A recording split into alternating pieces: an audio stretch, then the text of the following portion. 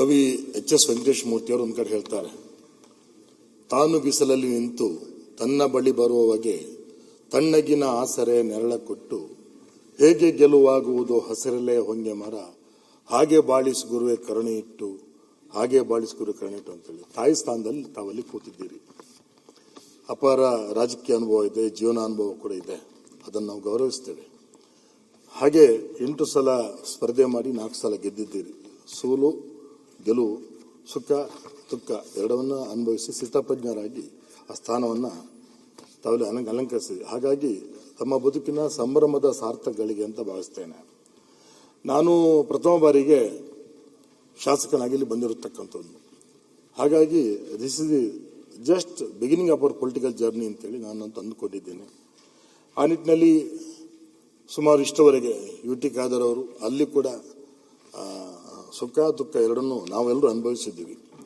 ಆದರೆ ನಿಮ್ಮ ಹಿರಿತನ ಸುಮಾರು 45 ವರ್ಷಗಳ ಅಪಾರವಾದ ರಾಜಕೀಯ ಹಿರಿತನ ಇರೋದ್ರಿಂದ ಖಂಡಿತ ಹಲವಾರು ಅಧ್ಯಕ್ಷರ ಕಾರ್ಯಸೂಚಿಗೆ ಈ ಸದನ ಸಾಕ್ಷಿಯಾಗಿದೆ.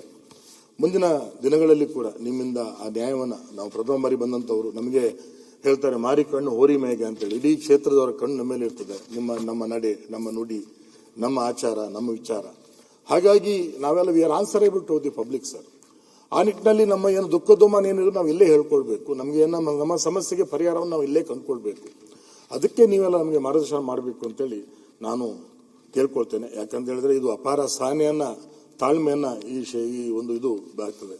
ಮೊನ್ನೆ ಒಂದು ಪುಸ್ತಕ ಓದ್ತಿದ್ದೆ, what is the purpose of democracy ಅಂತೇಳಿ. ಅಲ್ಲಿ ಅವರು ಬರೀತಾರೆ, ಸೃಷ್ಟಿ ಒಂದು ಸತ್ಯ ಸಾಕ್ಷಾತ್ಕಾರದ ವೇದಿಕೆ ಆಗಬೇಕು, ಸಮಮನಸ್ಕತೆಯ ವಿಶ್ವಸ್ತ ಸಂಘಟನೆಯಾಗಿ ಈ ಸಮಾಜ ರೂಪುಗೊಳ್ಳಬೇಕು, ವ್ಯಕ್ತಿತ್ವ ಅನಂತತೆಯನ್ನು ಮೀರಿ ದಾರ್ಶನಿಕ ಪ್ರಜ್ಞೆ ಎತ್ತರವನ್ನು ಮುಟ್ಟಬೇಕು, ಇತಿಹಾಸದ ವರ್ತಮಾನದ ನಿರಂತರ ಉದಾಹರಣೆಗಳು ನಮ್ಮ ಭವಿಷ್ಯಕ್ಕೆ ಎಚ್ಚರ ಮೂಡಿಸಬೇಕಂತೆ. ಆ ನಿಟ್ಟಿನಲ್ಲಿ ಈ ಸಭೆ ನಡೀಲಿ ಅಂತ ಮಾತನ್ನು ಹೇಳ್ತಾ, ತಮಗೂ ಕೂಡ ಶತಂ ಜೀವ ಶರದೋ ವರ್ಧಮಾನ ಎನ್ನುವ ರೀತಿಯಲ್ಲಿ 100 ವರ್ಷಗಳ ಆಯುಷ್ಯನ ಭಗವಂತ ಒದಗಿಸಲಿ ಅಂತಲ ಹಾರೈಕೆ ಮಾತನಾಡ್ತಾ ಮತ್ತೊಮ್ಮೆ ಅವಕಾಶ ಹೊಂದಿಸಿ ಮಾತು ಮುಗಿಸ್ತಾ ನಮಸ್ಕಾರ.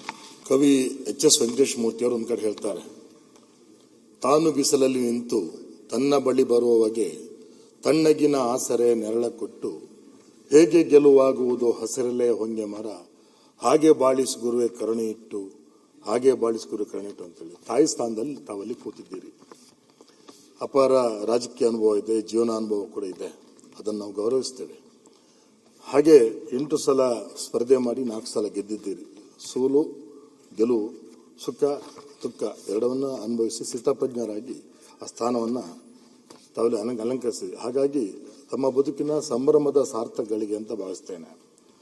ನಾನು ಪ್ರಥಮ ಬಾರಿಗೆ ಶಾಸಕನಾಗಿ ಇಲ್ಲಿ ಬಂದಿರತಕ್ಕಂಥದ್ದು. ಹಾಗಾಗಿ this is the just beginning of our political journey ಅಂತೇಳಿ ನಾನು ಅಂತ ಅಂದುಕೊಂಡಿದ್ದೇನೆ. ಆ ನಿಟ್ಟಿನಲ್ಲಿ ಸುಮಾರು ಇಷ್ಟವರೆಗೆ UT ಖಾದರ್ ಅವರು ಅಲ್ಲಿ ಕೂಡ ಸುಖ ದುಃಖ ಎರಡನ್ನೂ ನಾವೆಲ್ಲರೂ ಅನುಭವಿಸಿದ್ದೀವಿ.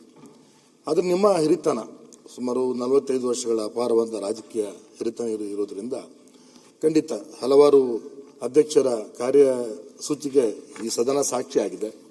ಮುಂದಿನ ದಿನಗಳಲ್ಲಿ ಕೂಡ ನಿಮ್ಮಿಂದ ಆ ನ್ಯಾಯವನ್ನು ನಾವು ಪ್ರಥಮ ಬಾರಿ ಬಂದಂಥವರು ನಮಗೆ ಹೇಳ್ತಾರೆ, ಮಾರಿ ಕಣ್ಣು ಹೋರಿ ಮೇಗೆ ಅಂತೇಳಿ ಇಡೀ ಕ್ಷೇತ್ರದವರ ಕಣ್ಣು ನಮ್ಮ ಮೇಲೆ ಇರ್ತದೆ. ನಮ್ಮ ನಡೆ, ನಮ್ಮ ನುಡಿ, ನಮ್ಮ ಆಚಾರ, ನಮ್ಮ ವಿಚಾರ.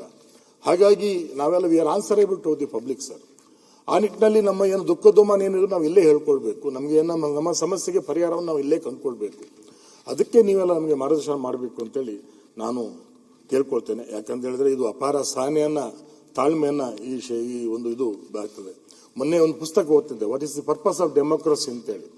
ಅಲ್ಲಿ ಅವರು ಬರೀತಾರೆ, ಸೃಷ್ಟಿ ಒಂದು ಸತ್ಯ ಸಾಕ್ಷಾತ್ಕಾರದ ವೇದಿಕೆ ಆಗಬೇಕು, ಸಮಮನಸ್ಕತೆಯ ವಿಶ್ವಸ್ತ ಸಂಘಟನೆಯಾಗಿ ಈ ಸಮಾಜ ರೂಪುಗೊಳ್ಳಬೇಕು, ವ್ಯಕ್ತಿತ್ವ ಅನಂತತೆಯನ್ನು ಮೀರಿ ದಾರ್ಶನಿಕ ಪ್ರಜ್ಞೆ ಎತ್ತರವನ್ನು ಮುಟ್ಟಬೇಕು, ಇತಿಹಾಸದ ವರ್ತಮಾನದ ನಿರಂತರ ಉದಾಹರಣೆಗಳು ನಮ್ಮ ಭವಿಷ್ಯಕ್ಕೆ ಎಚ್ಚರ ಮೂಡಿಸಬೇಕಂತೆ. ಆ ನಿಟ್ಟಿನಲ್ಲಿ ಈ ಸಭೆ ನಡೀಲಿ ಅಂತ ಮಾತನ್ನು ಹೇಳ್ತಾ, ತಮಗೂ ಕೂಡ ಶತಂ ಜೀವ ಶರದೋ ವರ್ಧಮಾನ ಎನ್ನುವ ರೀತಿಯಲ್ಲಿ 100 ವರ್ಷಗಳ ಆಯುಷ್ಯನ ಭಗವಂತ ಒದಗಿಸಲಿ ಅಂತಲ ಹಾರೈಕೆ ಮಾತನಾಡ್ತಾ ಮತ್ತೊಮ್ಮೆ ಅವಕಾಶ ಹೊಂದಿಸಿ ಮಾತು ಮುಗಿಸ್ತಾ ನಮಸ್ಕಾರ.